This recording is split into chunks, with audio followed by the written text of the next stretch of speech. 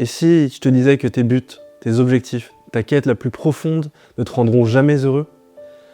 Nous ne sommes pas faits pour savourer l'accomplissement d'un objectif, c'est dans notre nature. Ce que nous détestons, c'est le vide. Et une fois l'objectif atteint, c'est précisément ce qui nous guette. Un sentiment de vide. D'ailleurs, les grandes industries de la tech l'ont bien compris. Le temps et l'attention sont devenus les ressources les plus importantes de notre époque. Pas un moment sans dégainer son téléphone, sans remplir sa journée de faire quelque chose. Les moments de vide et de flottement disparaissent pour rapidement laisser place à l'attention permanente. Nos cerveaux doivent toujours rester occupés et faire quelque chose quoi qu'il arrive. Et le pire dans tout ça, c'est que depuis notre plus jeune âge, et d'autant plus dans notre société française rongée par le présentéisme, tout est fait pour nous enfermer dans ce cycle. Tu passes de classe en classe, tu valides tes années, tu passes du primaire au collège, du collège au lycée, du lycée aux études supérieures, puis ton prochain objectif devient de trouver un job, avoir une meilleure rémunération, de meilleures conditions, de gravir les échelons. Mais si tu ne vis que pour ces objectifs, que pour l'étape d'après, que pour l'accomplissement et l'atteinte de ces objectifs, tu passes à côté de ta vie. Tu te dis que ça sera mieux quand j'aurai 16 ans, quand j'aurai 18 ans. Ce sera mieux quand j'aurai fini mon stage, quand j'aurai fini mes études, quand j'aurai un travail, quand j'aurai plus d'argent, quand je serai en vacances.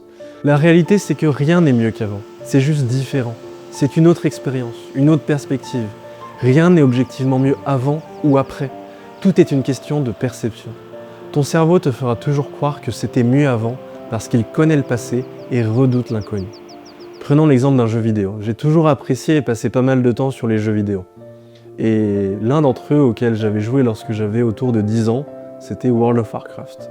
Il s'agit d'un jeu de rôle où tu fais monter ton personnage de niveau en niveau et tu en as 60 dans le jeu de base. Figure-toi que récemment, en novembre 2024, World of Warcraft a sorti une version rétro du jeu, comme à l'époque de mes 10 ans, et j'ai commencé à me dire « trop bien, je vais pouvoir monter jusqu'au niveau 60, me détendre et me faire plaisir comme à l'époque ». Du coup, je planifiais les zones où j'allais jouer, les chemins que j'allais explorer. Il prenait vraiment un plaisir à faire tout ça. Et au final, je n'ai jamais atteint le niveau 60. Et j'ai même décidé d'arrêter de jouer. Au niveau 55, si proche du but.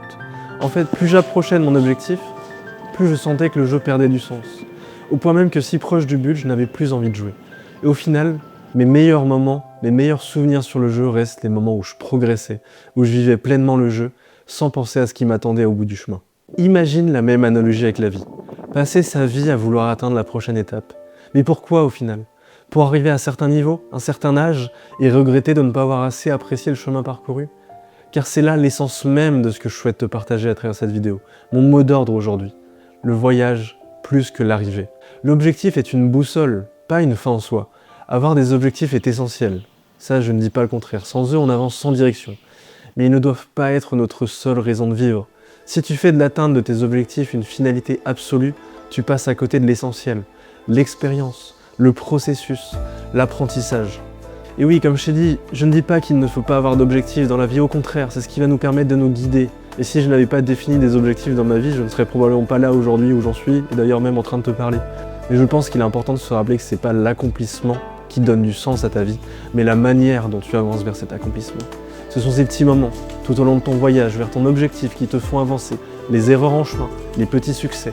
Imaginons que tout d'un coup, à l'image d'un catalogue Netflix bien rempli, on te donne accès à tout ce dont tu avais toujours rêvé, là, maintenant, du jour au lendemain.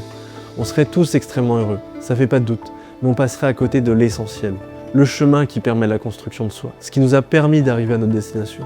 Et dans le pire des cas, on serait tétanisé du fait d'avoir tout obtenu, tout accompli, en laissant un immense vide.